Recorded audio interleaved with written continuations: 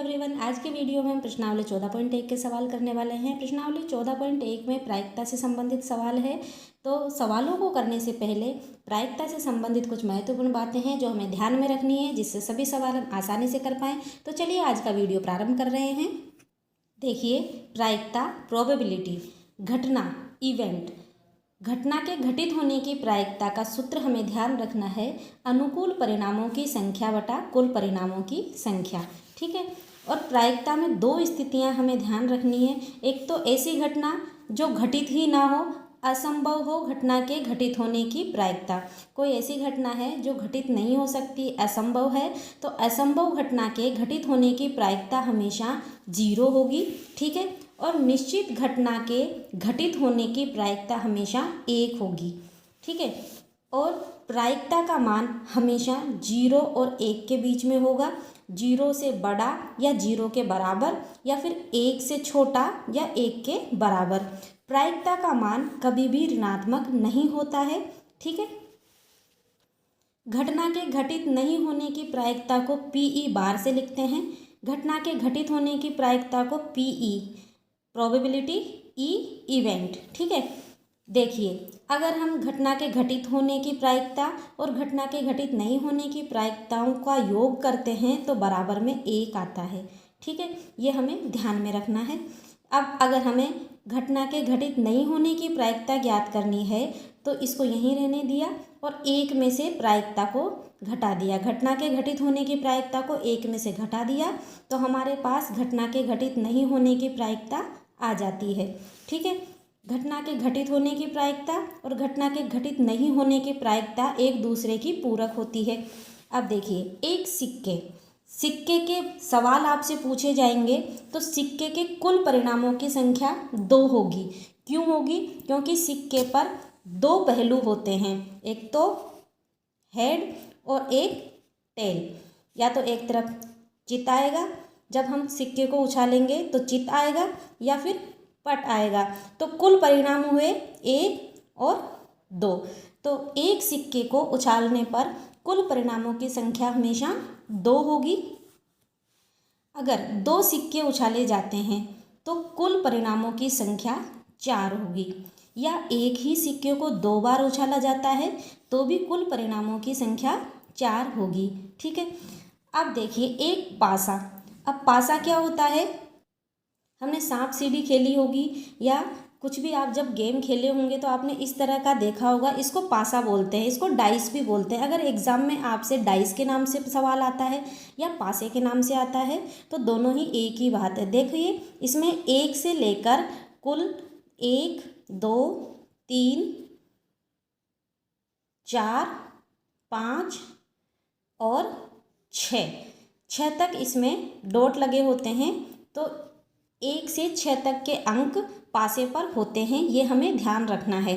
तो एक पासे पर कुल परिणामों की संख्या हो गई 6।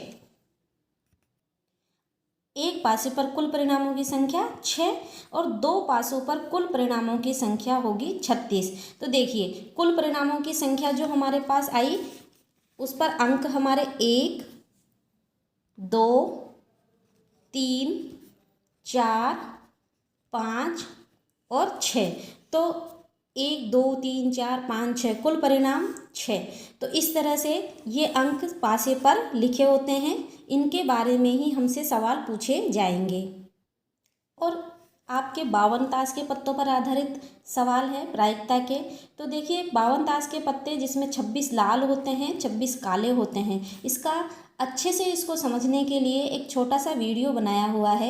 मैं आपके उसका लिंक डिस्क्रिप्शन बॉक्स में डाल दूँगी, तो आप इसे ज़रूर देखें और इससे संबंधित आने वाले सभी सवाल आप अच्छे से कर पाएंगे। मैं यहाँ आपको समझा रही हूँ। देखिए, 52 होते हैं टोटल ताश के पत्ते। ठीक है। और इसमें 4 समूह होते हैं।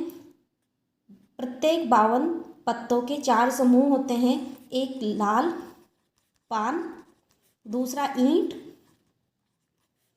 तीसरा हुकुम, चौथा चिड़ी।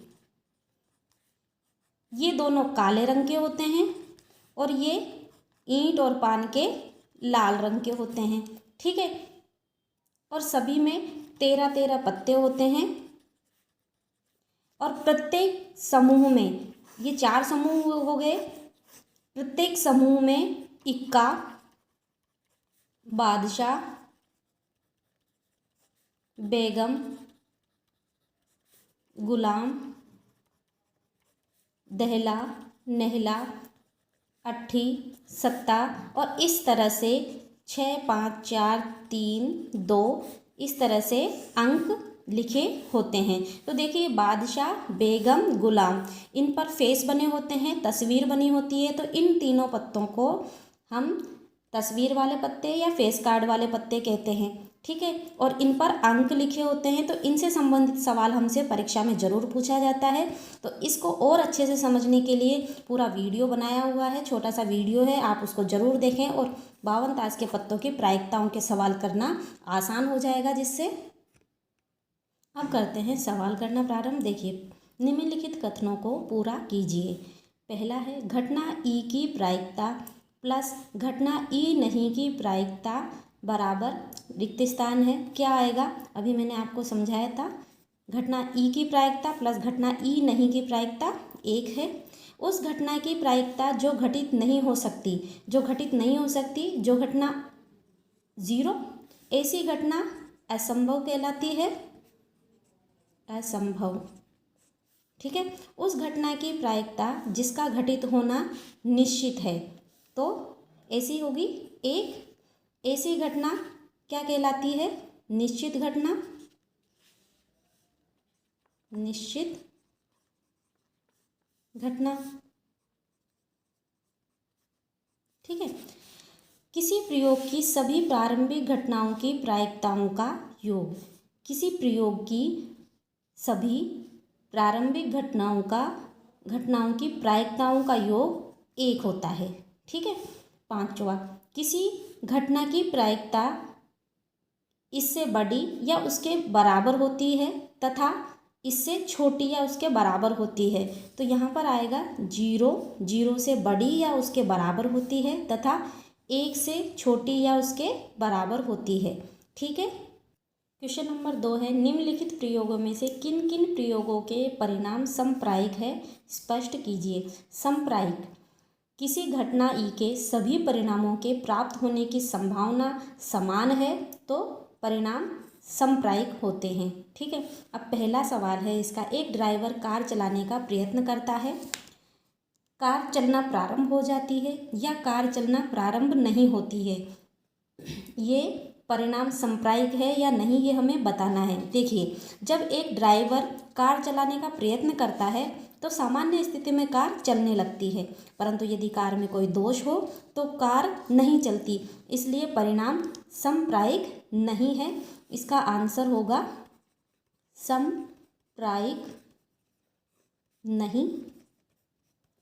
दूसरा, एक खिलाड़ी बास्केटबॉल को बास्केट में डालने का प्रयत्न करती है, वह बास्केट में बॉल डाल पाती है या नहीं डाल पाती है, ये हमें बताना है परिणाम समप्रायिक है या नहीं है। देखिए जब एक खिलाड़ी बास्केटबॉल को बास्केट में डालने का प्रयत्न करती है तो इस स्थिति में परिणाम समप्रायिक नहीं है, क्योंकि परिणाम कई तथ्यों पर निर्भर करता है तथा सफलता व असफलता समान नहीं हो सकती, जबकि परिणाम समप्रायिक होने के लिए जो सभी परिणाम हमें प्राप्त होते हैं वह उसकी संभावना समान होनी चाहिए। तो यहाँ पर यह भी समप्रायिक नहीं। तीसरा देखिए, एक सत्य असत्य प्रश्न का अनुमान लगाया जाता है, उत्तर सही है या गलत होगा। एक प्रश्न के लिए 2 संभावनाएं या तो सही है या गलत है। सत्य असत्य के इस प्रश्न के इस अभिप्रयोग में एक ही परिणाम हो सकता है, सत्य या असत्य, अर्थात इस घटना के होने का एक ही अवसर है, इसलिए 2 परिणाम समप्रायिक है, ठीक है। तो इसका आंसर हो गया समप्रायिक।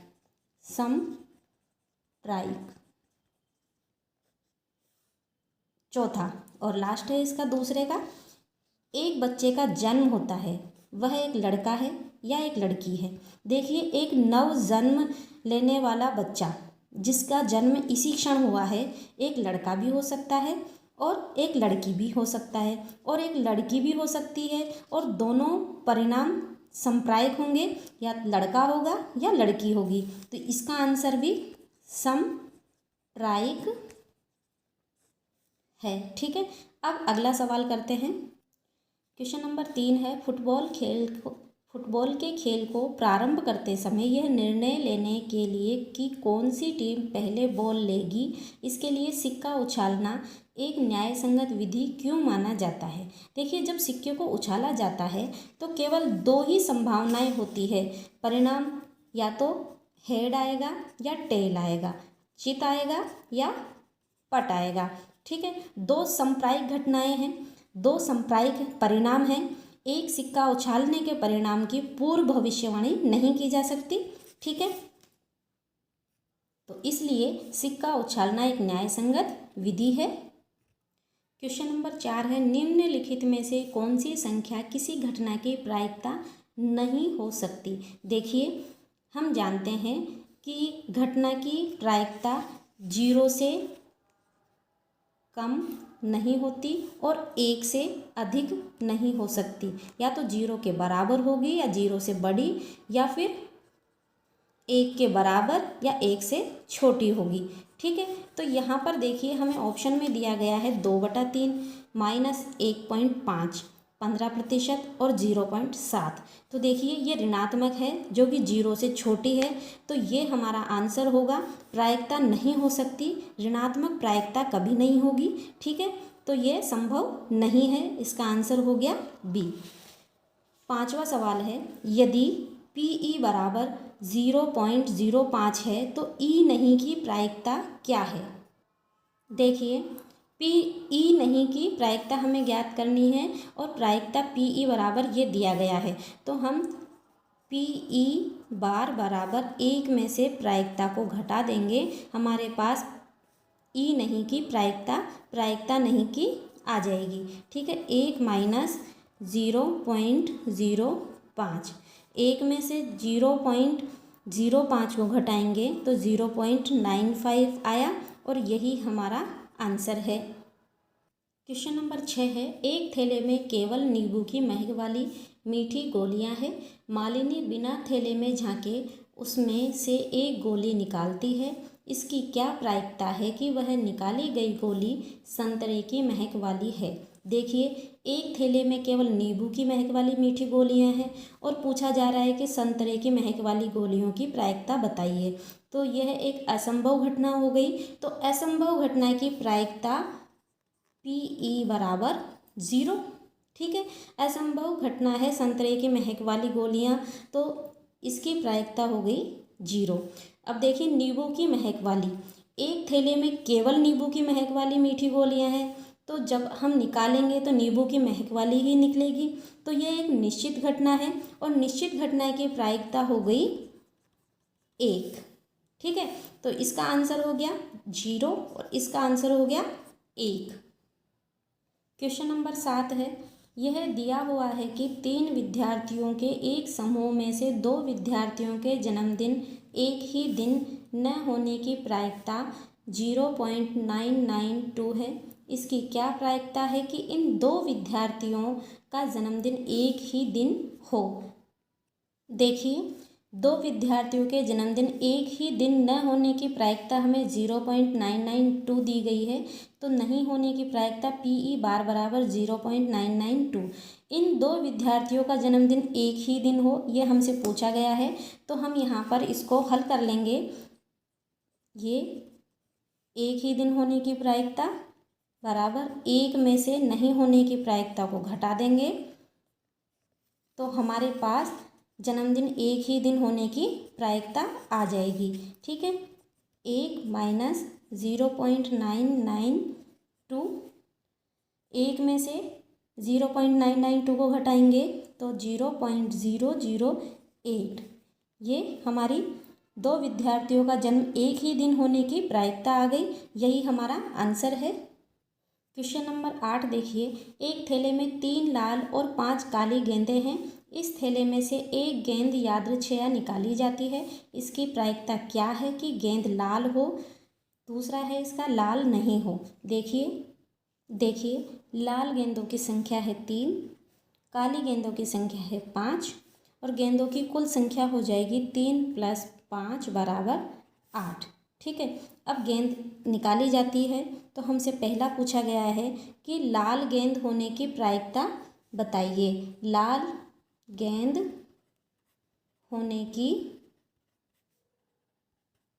प्रायिकता।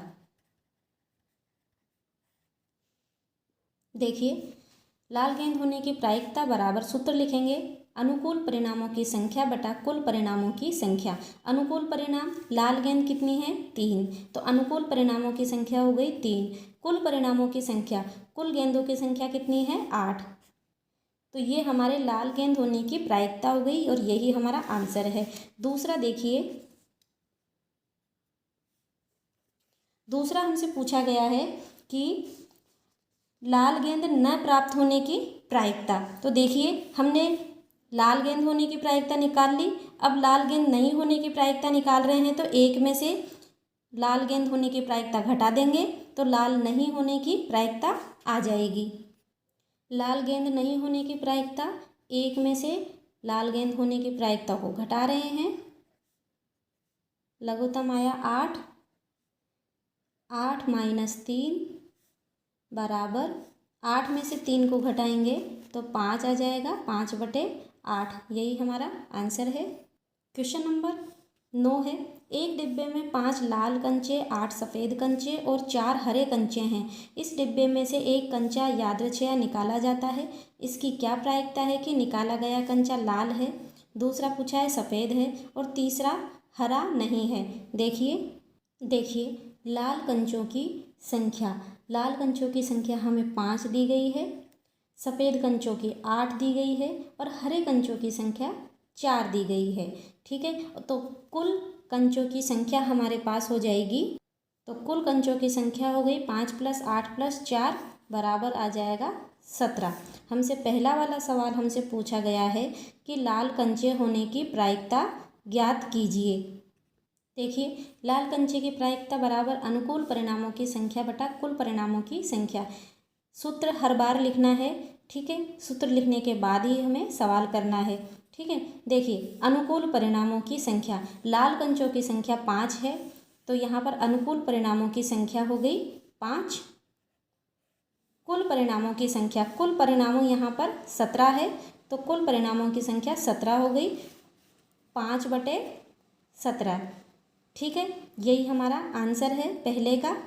अब इसका दूसरा सवाल, दूसरा है सफ़ेद कंचे की प्रायिकता। तो हमारा सूत्र होता है अनुकूल परिणामों की संख्या बटा कुल परिणामों की संख्या। तो सफ़ेद कंचों की संख्या हमारे पास है 8, तो यहाँ पर अनुकूल परिणाम हो गए 8 और कुल परिणाम है 17, तो ये हो गया इसका आंसर। तीसरा हमसे पूछा गया है हरा नहीं होने की प्रायिकता। तो पहले तो हमें पता होना चाहिए कि हरा कंचा होने की प्रायिकता ज्ञात करेंगे। होने की प्रायिकता का सूत्र होता है अनुकूल परिणामों की संख्या। तो हरे कंचों की संख्या हमारे पास थी 4 और कुल परिणाम हो गए 17, तो ये आया हरे कंचा होने की प्रायिकता। हमें तो ज्ञात करनी है हरा कंचा नहीं होने की प्रायिकता। तो एक में से हरा कंचा होने की प्रायिकता को घटा देंगे, लघुत्तम 17 आया, 17 - 4 किया और इसका आंसर आया 13/17 और यही इसका आंसर है। क्वेश्चन नंबर 10 है, एक पिगी बैंक में 50 पैसे के 100 सिक्के हैं, ₹1 के 50 सिक्के हैं, ₹2 के 20 सिक्के हैं और ₹5 के 10 सिक्के हैं। यदि पिगी बैंक को हिलाकर उल्टा करने पर कोई एक सिक्का गिरने के परिणाम समप्रायिक है, तो इसकी क्या प्रायिकता है कि वह गिरा हुआ सिक्का 50 पैसे का होगा, दूसरा ₹5 का नहीं होगा। ठीक है, देखिए, 50 पैसों के सिक्कों की संख्या 100 दी गई है, ₹1 के सिक्कों की संख्या 50 है, ₹2 के सिक्कों की संख्या 20 है और ₹5 के सिक्कों की संख्या 10 है। तो सिक्कों की कुल संख्या हो जाएगी, इन सबको जोड़ देंगे, 100 + 50 + 20 + 10 बराबर आ गया 180। ठीक है, अब हमसे पहला पूछा गया है सवाल कि 50 पैसे का सिक्का होने की प्रायिकता। तो प्रायिकता का सूत्र होता है अनुकूल परिणामों की संख्या बटा कुल परिणामों की संख्या। तो 50 पैसे के सिक्के कितने हैं? 100 है। तो अनुकूल परिणामों की संख्या हो गई 100। तो यहाँ पर हम लिखेंगे 100 बटा कुल परिणामों की संख्या। कुल सिक्कों की संख्या 180 है, तो बटा 180। 0 से 0 काट देंगे और यहाँ पर भाग देंगे तो हमारे पास 5/9 आ जाएगा। 2 पंजे 10, 2 9 18। ठीक है, अब देखिए हमसे पूछा गया है 5 रुपये के सिक्के के नहीं होने की प्रायिकता। तो पहले हमें 5 रुपये के सिक्का होने की प्रायिकता ज्ञात करनी पड़ेगी। तो इसके लिए 5 रुपये के सिक्का होने की प्रायिकता के लिए सूत्र लगाएंगे अनुकूल परिणामों की संख्या बटा कुल परिणामों की संख्या। तो यहाँ पर 5 रुपये के सिक्कों की संख्या कितनी है? 10। तो अनुकूल परिणामों की संख्या हो जाएगी 10। तो यहाँ पे लिखेंगे 10 और बटा कुल परिणामों की संख्या 180 है, तो यहाँ पर 180। ठीक है, 0 से 0 कट गया, 1/18 ये आया 5 रुपये के सिक्का होने की प्रायिकता आई है। तो हमें तो 5 रुपये के सिक्के के नहीं होने की प्रायिकता ज्ञात करनी है। एक में से 5 रुपये के सिक्का होने की प्रायिकता को घटा रहे हैं और हमारे पास 5 रुपये के सिक्का नहीं होने की प्रायिकता इससे आ जाएगी। 18 लघुत्तम आया, 18 माइनस 1 किया, 17/18 यही हमारा आंसर है। प्रश्नावली 14.1 के आज के वीडियो में हमने 10 सवाल कर लिए हैं। आगे के सवाल अगले वीडियो में करेंगे। वीडियो को लाइक करना ना भूलें, कमेंट में ज़रूर बताएं वीडियो कैसा लगा, और जो यहाँ नए हैं वो चैनल को सब्सक्राइब ज़रूर कर लें, जिससे आने वाले सभी वीडियोस आप आसानी से देख पाएँ। हंसते रहिए, मुस्कुराते रहिए और अपनी प्यारी सी मुस्कुराहट के साथ पढ़ते रहिए गणित। Thanks for watching, bye bye.